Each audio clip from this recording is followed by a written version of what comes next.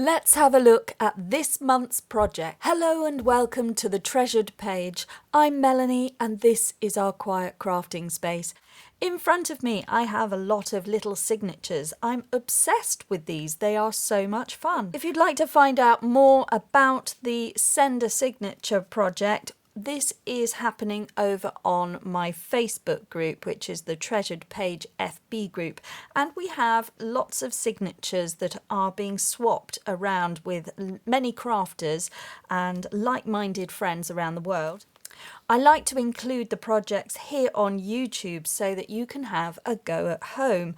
And in order to take part in this, if you haven't already seen this, we are building up signatures by combining papers and putting in a 3-hole pamphlet stitch and just keeping the papers blank so that we can decorate them and have a bit of fun. And if you're part of the swap, then what we're doing is we're passing them on. We're passing blank signatures on to one another and receiving them and swapping them.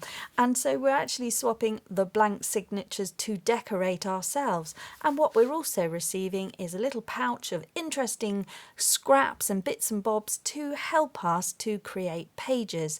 And so that's what's happening here. And if you're interested in making one of these smaller sized signatures, which mean they're less overwhelming than a big journal, you can just make a collection of papers like this and you can bind them together with some simple sewing, or you could just wrap some string or wrap around something that would secure the papers together, and you can very quickly start journaling or junk journaling or creative journaling in any way you like. We don't always have to write in a journal. For many of us that feels like a duty or a task or something we just don't want to do. We're trying to get away from that within the creative journaling world and to allow you permission to play. If you're having a week where you just need to sit quietly and process all the things that are going on, it can be really wonderful to get in touch with that creative side of yourself, sit and do something that doesn't take much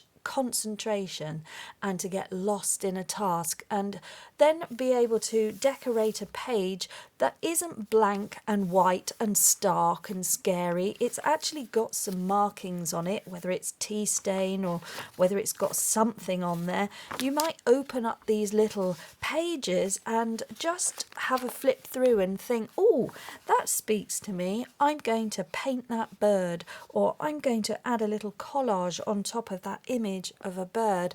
And then that would not take you a huge amount of time. It's not a big project that takes days and days and you worry that you're going to not finish it. You actually can do a little journaling page in a very short amount of time and feel that accomplishment, feel that sense of joy. If you're interested in making one of these, then I've got the little tutorial on how you can do it, but it is just a collection of folded papers pushed in together. Some of them are folded to provide interesting tucks and flaps and things like that.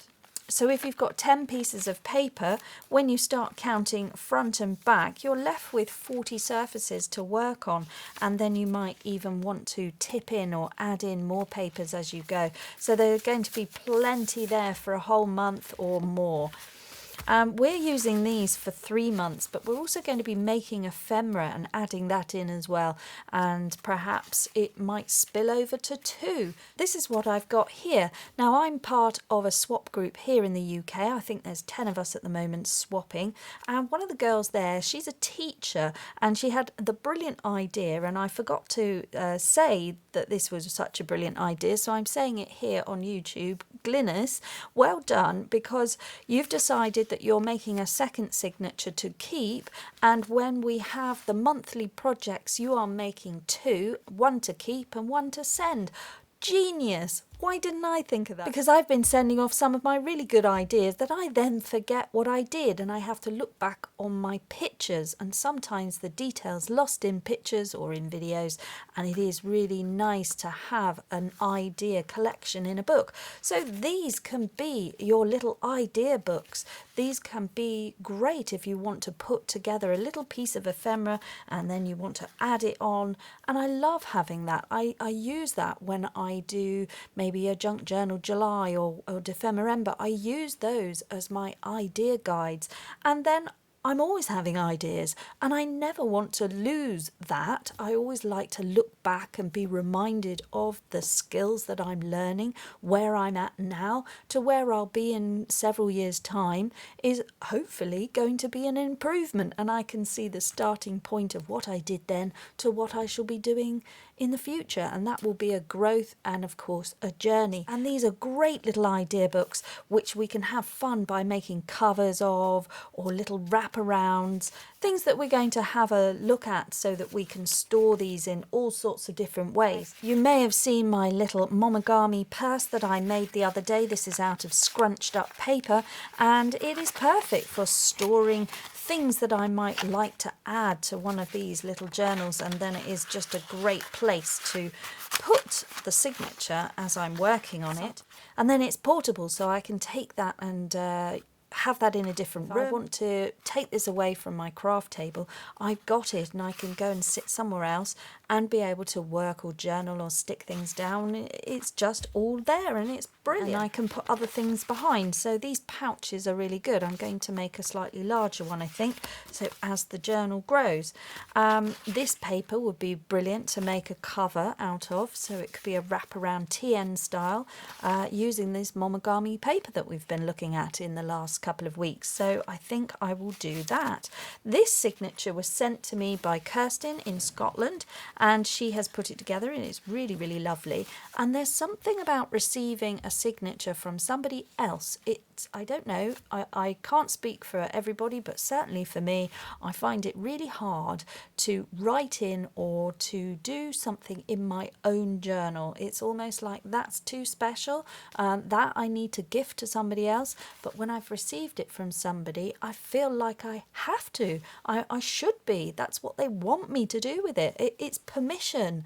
They've given me permission to write and journal and decorate this signature, and it's really strange. It's a whole new shift. So when I make my own, I'm happy with it. It's lovely, but I've made it with the intention of giving. I've made it with the intention of gifting and to help someone else. I haven't made it for me. And there are things that I make for me, and then I still don't want to write in it or do anything in it because I don't want to spoil it. And it sounds really strange when I say it out loud, but I can't use my own journals, the ones I make. So when I receive something from somebody else, I've been given permission to play. So these sender signatures are great. You are gifting this to somebody and giving them permission to play. So we're going to have a look at this month's project, because last month was to make a pouch such as this, make the signature such as this, and then we also had the project where we made little file folder ephemera holders, and these were really cute. And we've made little tickets last time as well, so they can come in and be embellishments within the journal. Well, the whole thing tucks in there, and that's rather cool. So I'm really enjoying this project. You can put anything in these signatures, so if you just want to play along at home and you want to make your own, you can consider all the sort of papers that you may have. You might have some inked papers or drop sheet. You might have some tracing paper in a drawer. You may have some old digital kits or some nice book pages or botanical images or something. You could have some plain parchment style paper, anything. You could have some old letters that you've got. You could have some paper bag. These have been stained with tea or coffee on them, so they're coffee dyed papers, and then that is just the central piece there. And then what you can do is you can turn some of it in, create the pockets for yourself, and you have got yourself a nice little signature complete with some interesting things within it. We're making signatures 11 centimeters by 21. This one is half a centimeter too wide, so I will trim that. So this is a signature that I will be sending off to a swap partner in June. So I'm getting ready to do that all ahead of time. So I'm here to tell you project number 2. So in this video, what I'm here to do is announce the project for this month. And we have 4 weeks to make it, and it needs to be complete by the last day of the month. If you are involved in sending happy mail, if you have a swap group, or if you would like to gift it to a friend in rack mail, then this is a fun project that you might like to consider. If you have none of those things and you are just learning junk journaling and you want to try some new projects, then have a look at the ideas in this video and you will be able to make some really interesting things for your own journal. And if you are making a signature like this, they're small, they're not overwhelming. You can add all the things that we're making here on a month. You've got a whole month to make them, so it doesn't need to be anything too stressful. And you will be able to end up with a really nice little signature like this, a one signature journal if you like, which you could then bind into something else, or you could put a soft cover around, and all of those things I'll show you how to do as we go forward.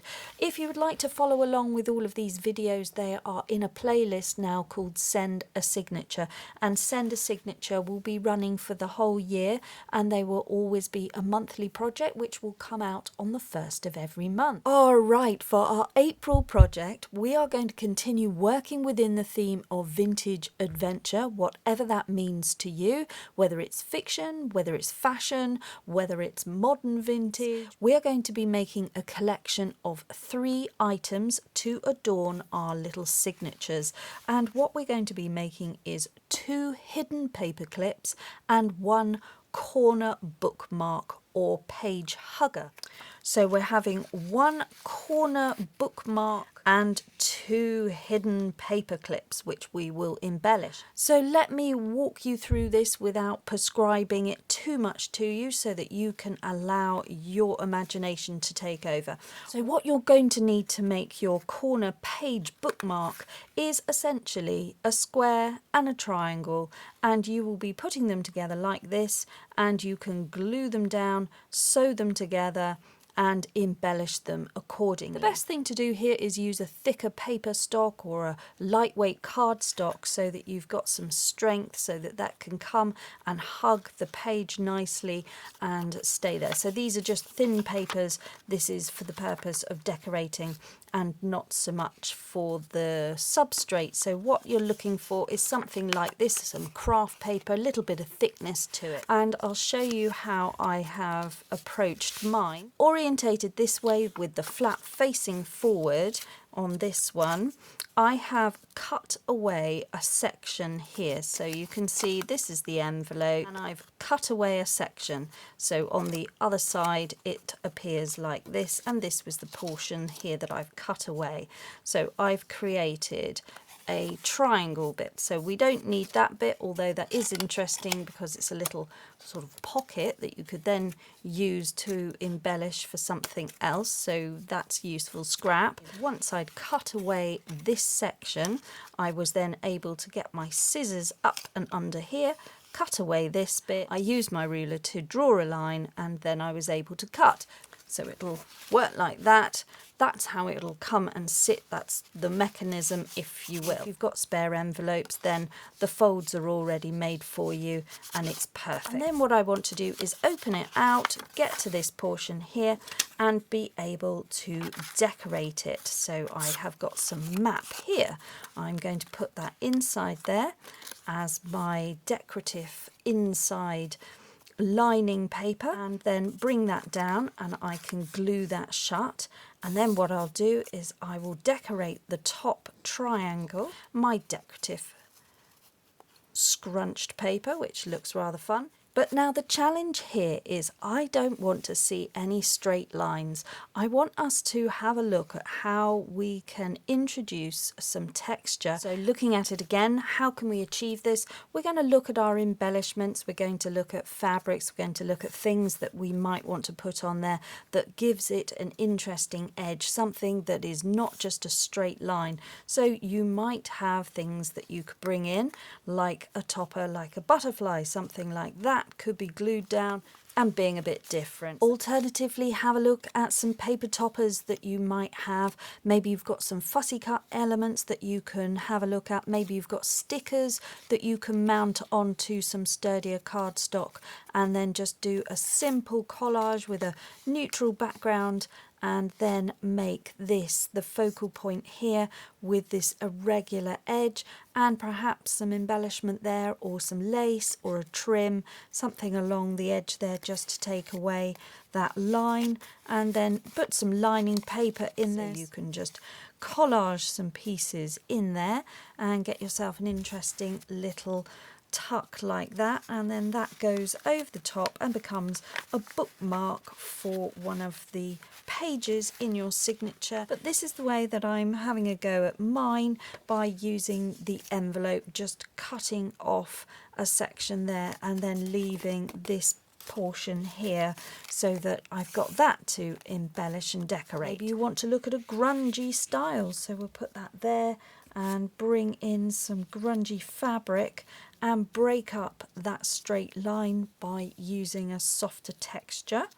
Maybe eco-dyed fabric could come in. Maybe you've got some old rusty washers or elements, things that you could bring in and just do something really unusual and have that uneven edge, so that when it comes and lives in somebody else's journal, particularly if we're looking at this vintage adventure, it could come and work within the theme. So you could do a grunge one, so that's an idea there. Maybe you want to bring in your fabrics, different textures, sari silks, you could lay something down like that, break up that harsh line of the triangle piece there and then add something on there. And that could be something that goes really nicely on one of the pages in your signature, so it could look like that. So that was another idea. What else have we got? Then maybe we want to bring in some labels, things that we're familiar with. Maybe this little bird here. So we've got a little idea that we've got the bird watching, perhaps with the map, a little story. That's an adventure to go out into nature. And then from there we might want to bring this gold back in because I like the texture, and then have a look at something like this. And this embellishment piece here is from Tim Holt's Layers Botanical Craft Accessories. You can find that online. So I'm just using the scraps that are available to me, but I would like to see an uneven edge by using something like a textured fabric, an interesting topper, a shape that will give you something, a circular design, something like that with a doily, or it could even be a butterfly that orientates around that way, and then you maybe have some florals in there as well. And if you like sewing or slow stitching, you might like to use your fabric scraps to create an interesting sewn piece, something that you can do some embroidery on. Maybe it's something you sew on. Maybe you have a decorative edge of the lace, and then you've got something interesting here. Fabrics all sewn together with some stitching or embroidery in a nice slow stitching project for somebody who likes to bring in some texture. Try not to get it too bulky, but you could have your vintage lace edge, tuck or something interesting. There's lots of ways that this could go. And when you've got an arrangement you're happy to settle on, you can then add some embellishment to the back and glue everything down, or you could sew it down.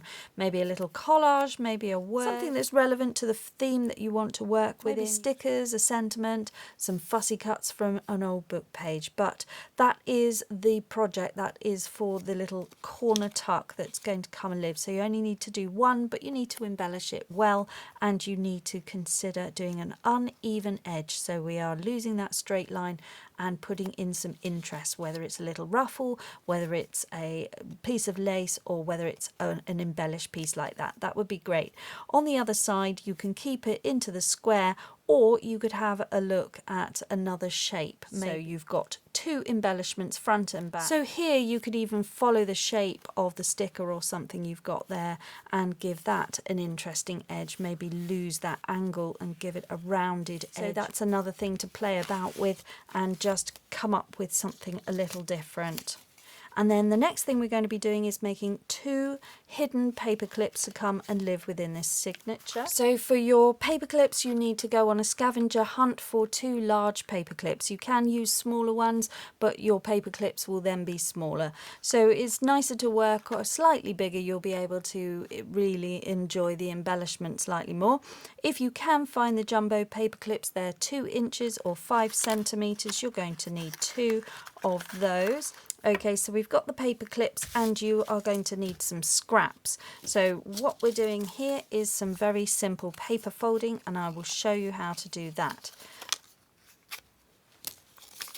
So this is an 18 centimeter scrap, that's 7 1/4 inches, and all I'm doing is folding it in half. So folding that in half and taking the paper clip and putting it into the center of this. It's about 1 inch across. And from here what I would do is put glue all around that and then fold up the piece of paper there. And then on the other side I'll be folding that up with glue. So gluing it all in there, folding that up and then just wrapping that over. So now I have wrapped my paper clip inside the scrap of paper and I am left with this. So I will be able to now put this onto a page, and it is a really sturdy, really cool, very simply going in there, just a lovely covered paper clip. Now if that's decorative paper, then that is already really interesting and you can just embellish it a little bit. But you will be able to orientate your paper clip this way in landscape or this way in portrait. So this doesn't matter that it's wrapped in a scrap, because I'm just going to put some nice decorative papers over the top of it and one on the back. And then what I'm going to do is just stick or sew down this edge, leaving these sides open. I need to have the sides open so that I can slide that on and it be a paper clip. So that needs to be the paper clip, and that's how that would work. A nice way of using up some scrap digitals or some tea cards or anything like that. It's just a really good, as long as you've backed them onto some card, they're going to stay sturdy. So you're just decorating your wrapped paper clip, and that gives you something nice to stick on. And it may be that you want to have one of your embellished pieces here, so this comes and lives on the journal like that, a big irregular shape such as a butterfly. Right. Perhaps you've got a die cut, you could come and bring that in and be something on the page. So just see how you could decorate your paperclip front and back. You can have a look at all the little supplies you've got. Maybe you're wanting it to fit a theme if you're doing something.